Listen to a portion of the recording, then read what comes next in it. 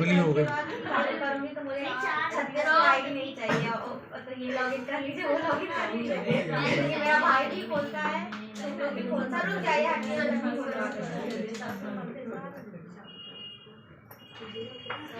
कितना मजा आ रहा है सर, हटिए ना।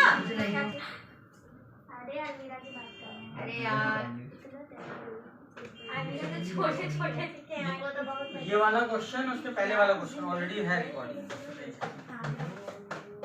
कोई पूछा नहीं तो भेजिए, वो कहाँ तक हुआ था अपना बिजनेस में? देखो आया एक बार वाला जो क्वेश्चन इसमें अध्ययन लगा वो भेजिए, और इसमें तो भेजी थी ना, नहीं भेजा नहीं गांव में डाल बना। हाँ चलिए जल्दी से आपसे वो कौन देख के आया है? क्या देखना था सर? कुछ ही दिया रहता है इसमें। भैया टेलर किस बैकग्राउंड से बिलोंग करते थे और फ्लोर किस बैकग्राउंड से? मैं बताने वाला नहीं था, मैं आपसे पूछने वाला था कि आपको पढ़ के आना, पता करके आना। अच्छा वाला वो उसका था ना यार, वो उसकी टेक्निक्स का था ना, उसका था। ये क्या है? अरे ये क्या है? चलिए अपनी बुक्स में जो है वही पढ़ते हैं। ये किसने दिया हुआ है? क्या फोन ना तोड़ देना।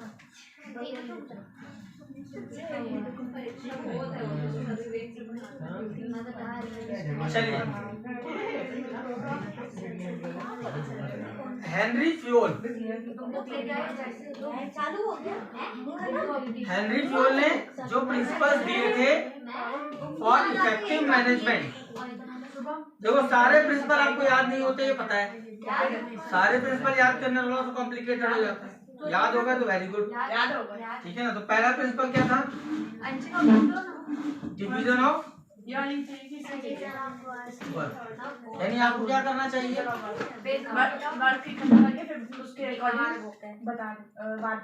आपको अलग अलग काम को कैटेगराइज कर लेना चाहिए और जिस बंदे के लिए जो काम सुटेबल है उसको वो काम अलॉट करना चाहिए। अगर आप देखो अपन बात किसकी कर रहे हैं? Principle of management. अगर आप सही तरीके से बिजनेस को चलाना चाहते हैं तो आप राइट पर्सन को राइट काम देना चाह रहे हो ताकि काम इफेक्टिव हो। सर मेरे को पानी दे दीजिए, गंदा पानी है ये। स्मेल आ रही है इसमें से। नहीं खाई हूँ मैं कुछ नहीं। ना बोले मैं तो वो बोलती बोतल आ गई है। चलो ध्यान दो।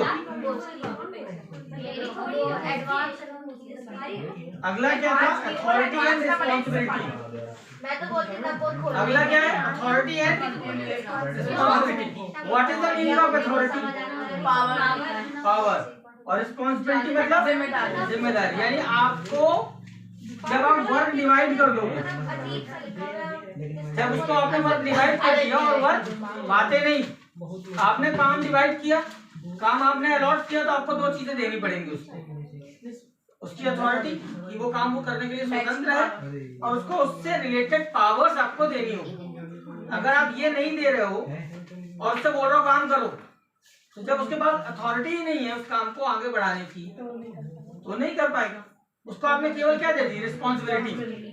आपको उसके पास पावर नहीं है, वो अगर कोई चेंजेस करना चाहे तो करे, तो चाहे वो चेंजेस कर रहे हैं तो आपसे फिर पूछने जा रहा है क्योंकि उसके पास पावर ही नहीं। जैसे मान लो मैं अपने एग्जांपल अगर दूं कि being head of the department, समझना बात, मैं हेड ऑफ द डिपार्टमेंट हूं, अगर मेरे साथ में 12 लोग काम कर रहे हैं, ठीक है, अगर उसमें से किसी को इमरजेंसी उसको घर जाना है तो एटलीस्ट मेरे को अगर HOD का पावर दिया गया है तो मेरे को ये अथॉरिटी भी होनी चाहिए कि अगर मैं किसी को बोलना चाहूँ कि आज चलो आज हाफ डे ले लो, तो मैंने अगर साइन कर दिया है तो इट इज ओके। हमारे में किसी का साइन नहीं चलता, ठीक है ना। तो अगर साइन कर दिया तो वो फैकल्टी घर जा सकता है, तो टीचर घर जा सकता है। लेकिन अगर मेरे को हेड ऑफ द डिपार्टमेंट बना दे, लेकिन जब भी किसी को छुट्टी चाहिए तो वो किसके पास जाए? मालिक के पास, कि मालिक ही छुट्टी देगा, तो फिर क्या HOD बनाना भाई? यानी हम आपको काम बांटा कि भाई डिपार्टमेंट आप देखोगे तो मेरे को रिस्पॉन्सिबिलिटी दी है डिपार्टमेंट संभालने की, तो मेरे को उसकी पावर भी मिलनी। ये हेनरी फोर्ड का कहना था कि आप काम बांटो तो पावर भी दो। थर्ड उन्होंने क्या बोला? डिसिप्लिन। What it's mean? इसका क्या मतलब हुआ? जो भी बिजनेस के रूल्स रेगुलेशन बनाए गए हैं वो पूरी तरह से फॉलो होने चाहिए। डिसिप्लिन में अगर रहे, जैसे अगला क्या है? Unity of command. ये क्या मतलब है इसका? What is the meaning of unity of command?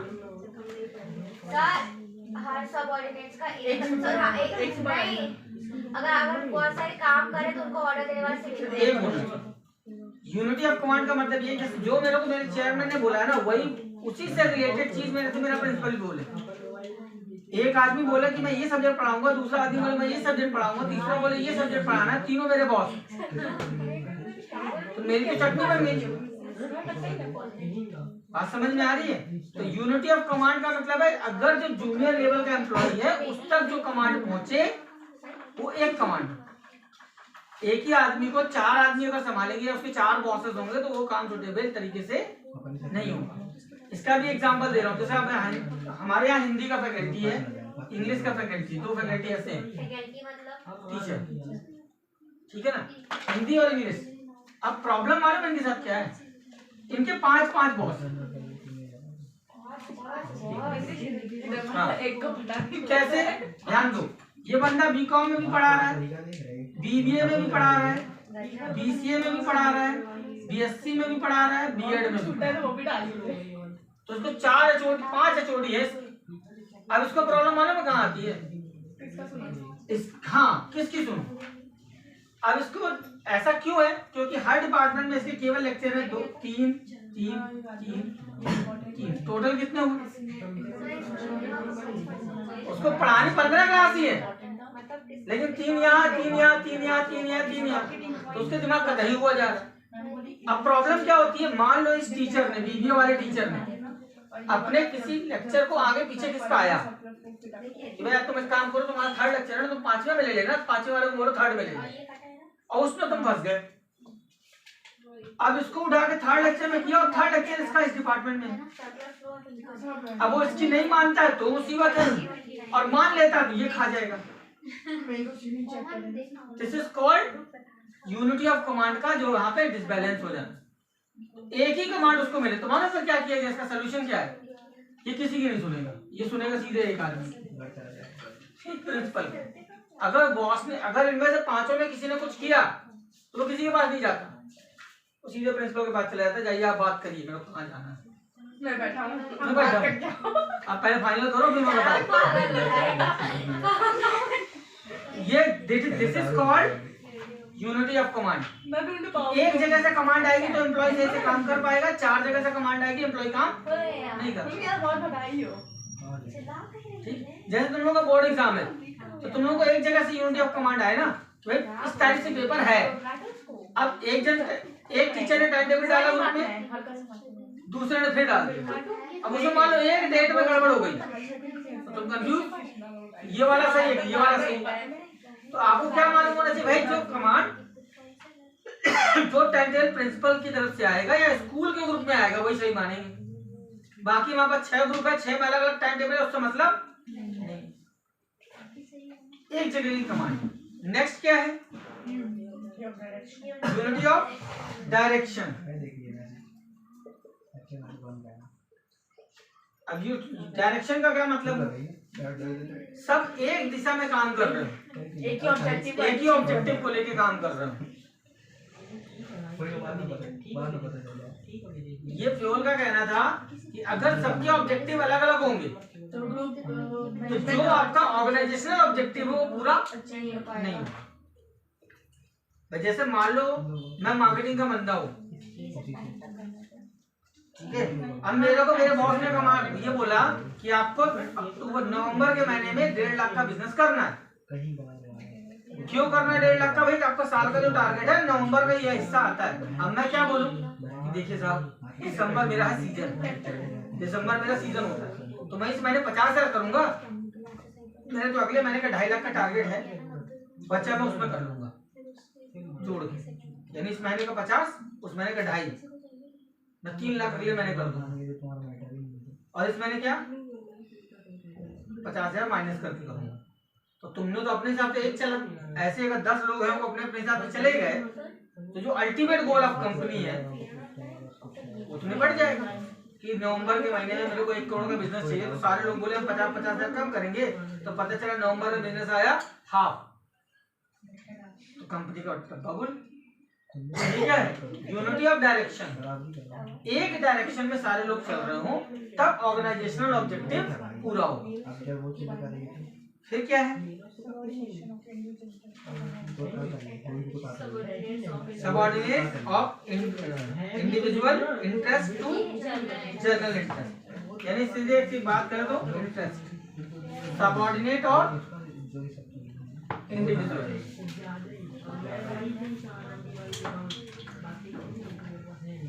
मतलब क्या हुआ, एम्प्लॉइज को अपना प्रॉफिट ना देके ऑर्गेनाइजेशन का प्रॉफिट देना चाहिए, अगर उसका प्रॉफिट होगा तो उनका खुद भी होगा। अपना इंटरेस्ट ना भाई अगर मैं अपने पर्सनल इंटरेस्ट पे कोई काम करूंगा और उसमें ऑर्गेनाइजेशन का नुकसान है तो ऑर्गेनाइजेशन ग्रो नहीं करेगी। ऑर्गेनाइजेशन के ऑब्जेक्टिव में मुझे अपना पर्सनल इंटरेस्ट इंक्लूड करना पड़ेगा।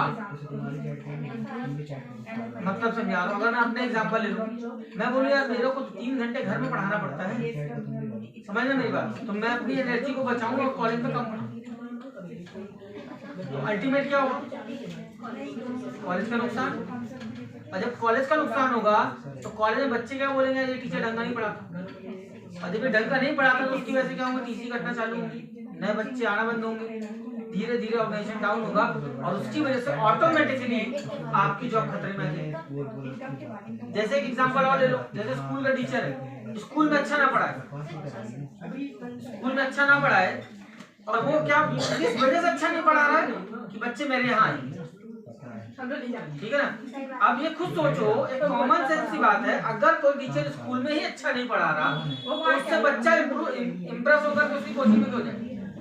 राम सरोवर खाने कैसे चले जाते हैं, और ये आप कुछ नहीं, ये बात तो समझो। राम सरोवर अच्छा पढ़ाते हैं कोचिंग में, हाँ भाई सच में पढ़ाते थे। वही ना, अभी आप क्यों बोल रहे थे, उसमें भाई एक्चुअल में क्या है, फिर उसने अपना पुराना बैकग्राउंड बना रखा है, खुद का पैसा मिलता है। तो आपको ऑर्गेनाइजेशनल ऑब्जेक्टिव से जब प्लग इन कर लोगे ना तो पर्सनल ऑब्जेक्टिव ऑटोमेटिकली फुलफिल हो जाएंगे। बहुत मुझे सुना राम सरोवर नहीं पढ़ाते। रिम्यूनरेशन टू जैसे स्कूल में आता है वैसे 7 नंबर क्या है, मतलब एम्प्लॉइज को उनके काम के हिसाब से सही, हाँ ये वर्ड वेरी इंपॉर्टेंट है, ध्यान रखना। अरे होगा सही कर लेंगे।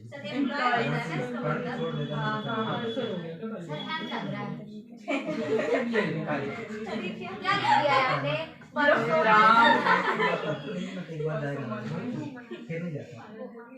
ठीक है, अब वो बात सही है यार, ये तो दिख रहा है। अब मेरी बात ध्यान से समझो, इस वर्ड का क्या मतलब है। हेनरी जोल का कहना ये था कि आप जर्नल प्रमोशन मत कीजिए। जर्नल प्रमोशन का मतलब क्या, मेरे पास 1000 एम्प्लॉय है, सबकी 2-2 सैलरी बढ़ाओ, उनका कहना ये नहीं, उनका क्या कहना है, रिम्यूनरेशन टू पर्सनल, जिसका जैसा काम उसको वैसा दाम।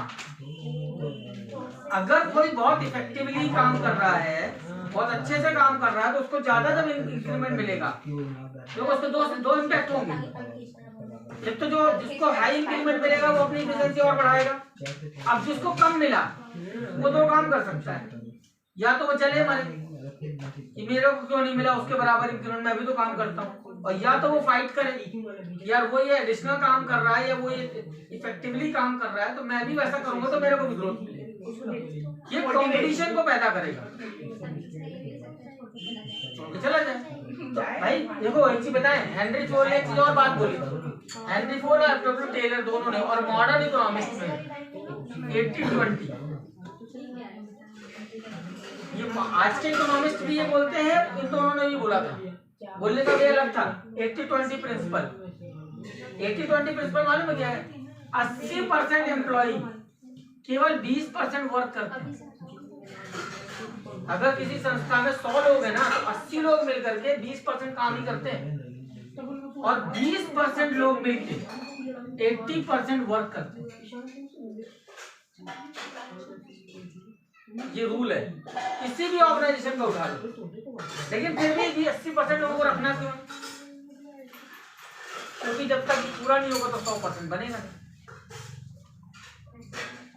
जैसे कल का मैच ही देखो, पूरे मैच में या कोई भी क्रिकेट मैच उठा लो, कोई भी इवेंट उठा लो, खिलाड़ी को 11 चाहिए ना। अब ऐसे थोड़ी कर सकते हो कि 5 खिलाड़ी अच्छा खेलता तो उन्हीं भर खिला लो, मैच जीत जाएंगे। सर ऐसे कल हुआ तो बैटर सारे चले गए तो लास्ट में बॉलर खेल रहे थे, ठीक है ना, लेकिन रखना तो पूरे है ना, खेलने तो खिलाने तो पूरे पड़ेंगे ना आपको, तो आपको 100% लास्ट में बुमराह आउट हो गया था। Correct, that is known as, हमको पर्सनल रिम्यूनरेशन पे फोकस करना चाहिए। अगला सेंट्रलाइजेशन एंड डिसेंट्रलाइजेशन, ये बहुत इंपॉर्टेंट प्रिंसिपल है। जहां जरूरत पड़े वहां क्या करो, सेंट्रलाइज। नीड पे डिपेंड करेगा। आप ये नहीं कर सकते कि यार हमारे यहाँ सारी कमांड टाटा की देंगे, बिजनेस गड़बड़ा जाएगा। जहां डिसेंट्रलाइज की जरूरत है वहां डिसेंट्रलाइज हो, और जहां सेंट्रल कमांड की जरूरत है वहां सेंट्रल कमांड। उन्होंने ये नहीं बोल दिया कि भाई सेंट्रल, जैसे इंडिया में क्या होता है, सेंट्रलाइज एंड डिसेंट्रलाइज दोनों है। केंद्र सरकार है, सेंट्रल गवर्नमेंट, उसके अपने काम है, उसको इस बात से लेना देना नहीं है कि तुम्हारे मोहल्ले की रोड साफ हुई कि नहीं।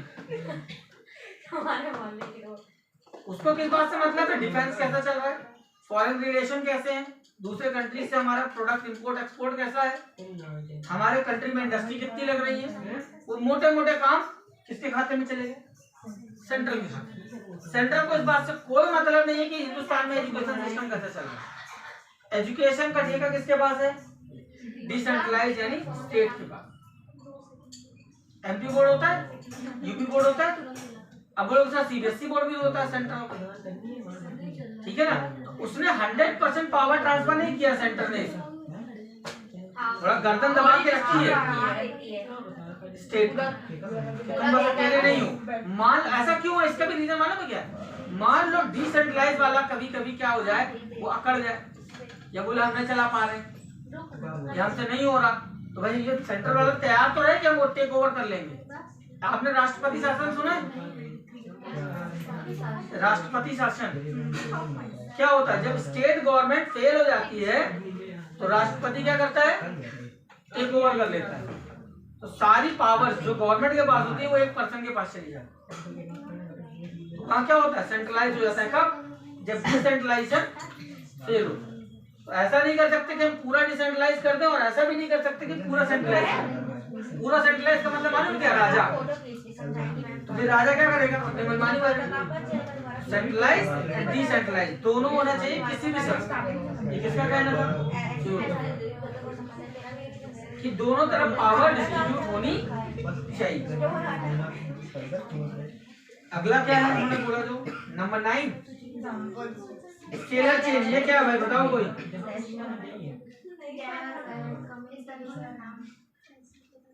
स्केलर चेन का क्या मतलब है, बोले कोई। टॉप लेवल से तो लोअर लेवल में एक चेन में बात होती है, डायरेक्ट बात नहीं होती बात है नहीं, अपने head से। इसको दूसरे वर्ड से मालूम है क्या बोलते हैं, गैग्स फ्रैंक नहीं बोलते,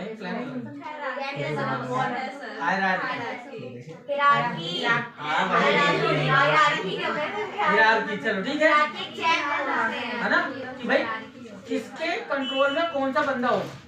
जैसे हमारे यहाँ क्या है, चेयरमैन है, चेयरमैन के कंट्रोल में principal A, B, C, D 4 college है, 4 प्रिंसिपल है। इन प्रिंसिपल के कंट्रोल में कौन है, जितना डिस्चार्ज डिपार्टमेंट है, हेड ऑफ HOD। HOD के कंट्रोल में कौन है, यानी स्टाफ या teacher. This is known as hierarchy. इसी को बोलते हैं स्केलर चेन। एक स्केलर चेन होनी चाहिए।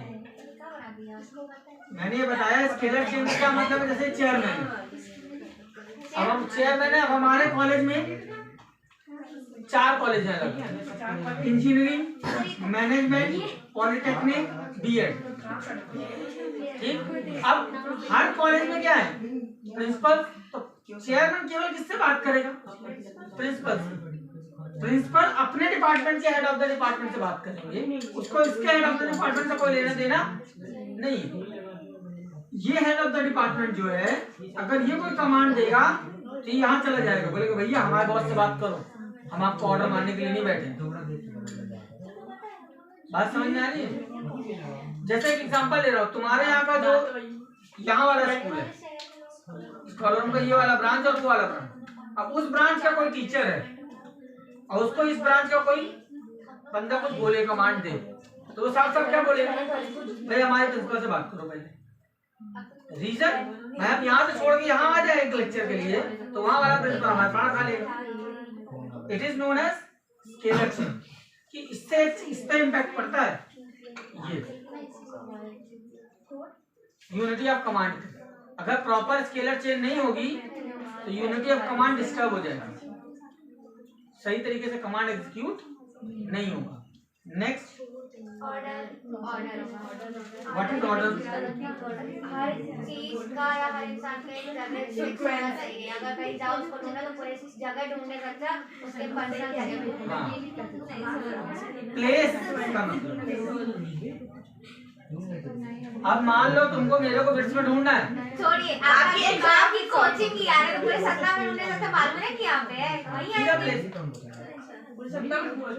है मेरे को नगर निगम में मान लो निवास प्रमाण पत्र बनवाना है, तो मुझे मालूम होना चाहिए कि कमरा नंबर 24 खत्म। सबको पता है, पता नहीं था, बता दिए। किसी का मृत्यु प्रमाण पत्र बनवाना है तो भी कमरा नंबर 24। क्यों सब नहीं होता, जो पैदा होता है वो मर जाता है, इसलिए। तो यानी आपका जन्म और मृत्यु प्रमाण पत्र बनाने का कमरा प्लेस फिक्स होना चाहिए, ताकि उसका एग्जीक्यूशन आसान हो। इस पे एक चीज ध्यान रखना, इस पे ऑर्डर पे आप बैंक में जाना कभी, जैसे आप कभी बैंक में जाओ, स्पेशली मैं बोल रहा हूँ प्राइवेट बैंक। प्राइवेट बैंक में अगर आपने बैंक वाले बैठा है कोई बंदा, उससे आपने स्टेपलर मांगा, मालूम स्टेपलर कहाँ से निकलेगा, उसके ड्रॉवर से निकलेगा स्टेपलर, वो आपको देगा। आपने जैसे ही पिन किया और स्टेपलर रखा, उठाएगा वापस दराज में डाल के पेन। क्यों? एक प्लेस फिक्स है ताकि उसको जब भी स्टेपलर का काम पड़े तो उसको मालूम है मेरे को यहाँ मिल जाएगा, और नहीं तो अगर अपने टेबल पे रखा तो अभी तो सामने वाले ने खड़े होकर स्टेपलर वहां मारा है, दूसरा आएगा वो उठाएगा और जाएगा डाइस में रखेगा पीछे बगल में, फिर डाइस से जाएगा तीसरी डाइस में, तीसरी डाइस में, पांचवी डाइस में, पता नहीं कहाँ गया, चलता बनेगा घर। तो दिस इज कॉल्ड ऑर्डर। यहाँ तक कि वो पेन तक टेबल में नहीं रखते, बांध के रखते हैं, और नहीं तो काउंटर के अंदर।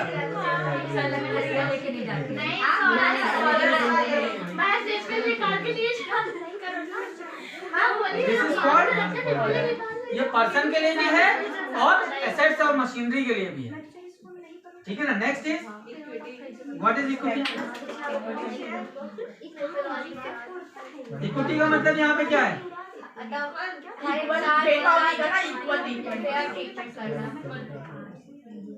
सबका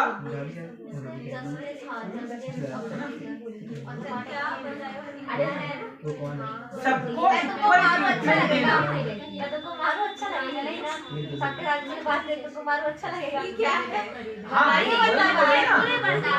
देखो फॉर एग्जाम्पल तुम 5-4 लोग जॉब कर रहे हो, ठीक है ना, मैंने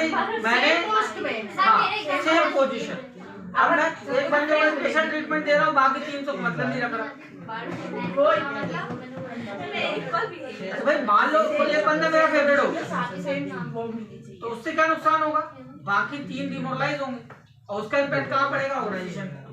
तो सबको इक्वल ट्रीट करना चाहिए। अगर आप एम्प्लॉय हो, जैसे मेरे अक्सर टीचर क्या बोल देते हैं जो हमारे यहाँ के हैं, सर आप हमारी बात चेयरमैन के सामने या हमारी बात एचआर के सामने रखते हैं, यानी अगर हम कोई चीज बात कर रख रहे हैं, आपसे बोल रहे हैं, तो आप उस बात को ले जाकर वहां नहीं बात करते, उस कंडीशन में क्या होगा? मैंने क्या बोला, या तो मैं एक जन की बात रखने गया तो दूसरा क्या बोलेगा, अच्छा हमारी जॉब है। तो मैंने सीधा सीधा एक इक्वालिटी के लिए क्या बोल दिया, भाई देखो आप भी नौकरी कर रहे हैं, मैं भी नौकरी कर रहा हूँ, आपको कोई प्रॉब्लम है, सीधे जाओ। मन में जो इक्वालिटी वाला जो फीचर है ना वो इन्वॉल्व होना चाहिए। नेक्स्ट क्या है?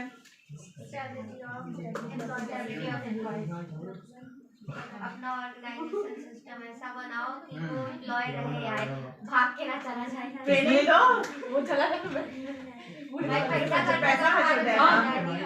क्योंकि एम्प्लॉय को अपॉइंट करने से, बताओ, एम्प्लॉय को अपॉइंट करने से लेकर उसको ट्रेंड करने का खर्चा होता है। अगर कोई एम्प्लॉय छोड़ के चला जाता है तो वो सारा पैसा लॉस में कन्वर्ट होता है। इसी को बोलते हैं एम्प्लॉय टर्नओवर रेशियो। अच्छा ये है एम्प्लॉय टर्नओवर रेशियो।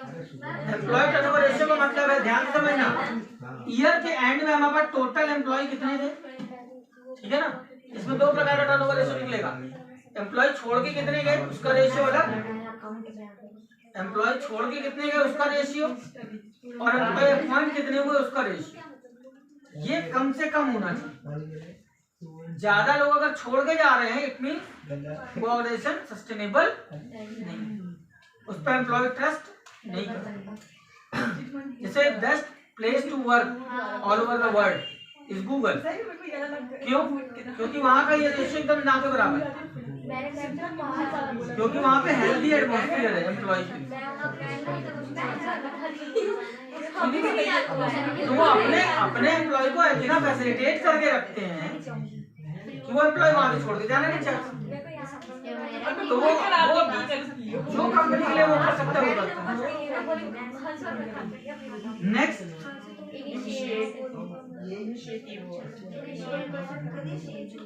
ये क्या होता है?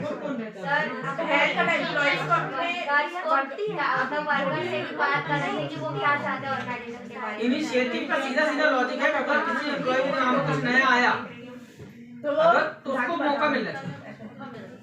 आज की जनरेशन के लोगों को वो आज की सोच, क्योंकि भाई जो नया ब्लड आएगा कुछ नया लाएगा, जो नया ब्लड आएगा बिजनेस में कुछ नई सोच लेके आएगा, तो उसको ये मौका मिले कि उसकी बातों को माना सुना जाए। अगर उसका इनिशिएटिव नहीं दिया आपने या उसको मौका नहीं दिया तो जो वो आगे कुछ करना भी चाह रहा होगा ना तो उसका दबा ले जाए। बॉस के पास जाओ, बोलो मैं ऐसा करना चाहता हूँ, मना कर देता तो मेरे को कुछ कर रहे हैं। तो इनिशिएटिव जो लेना चाह रहा है उसके पास उसके लिए चांसेस होने चाहिए। जैसे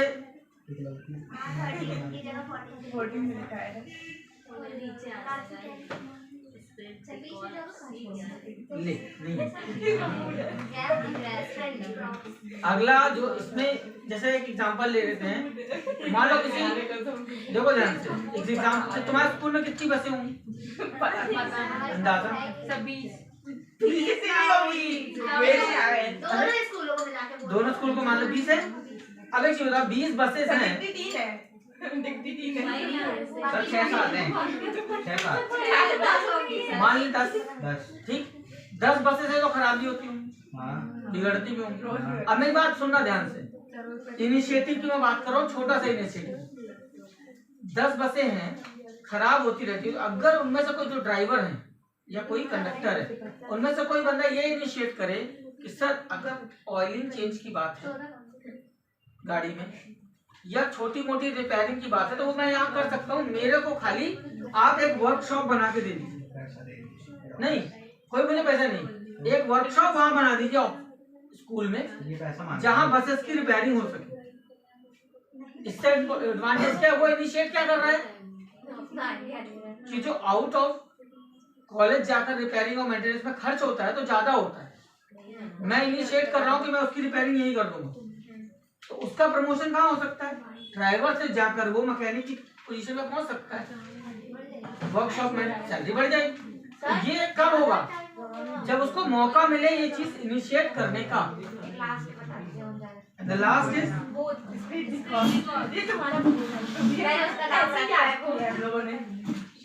इसका क्या मतलब है?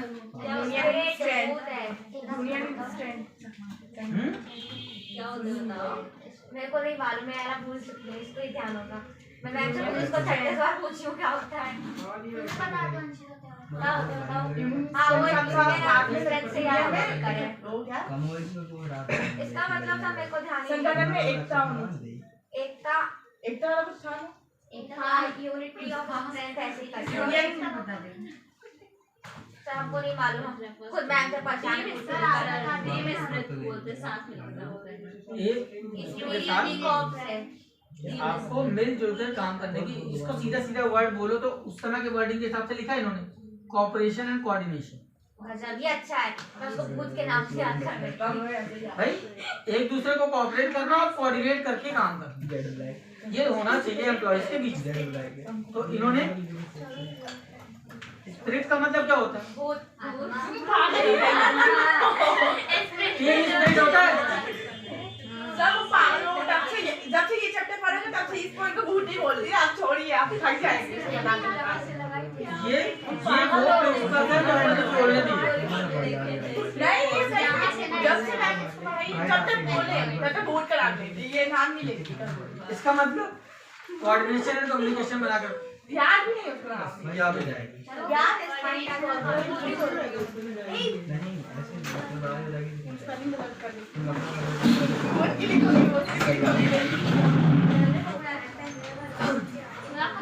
तो बोलेगी 2 रुपया वाली पेन दे। कौन?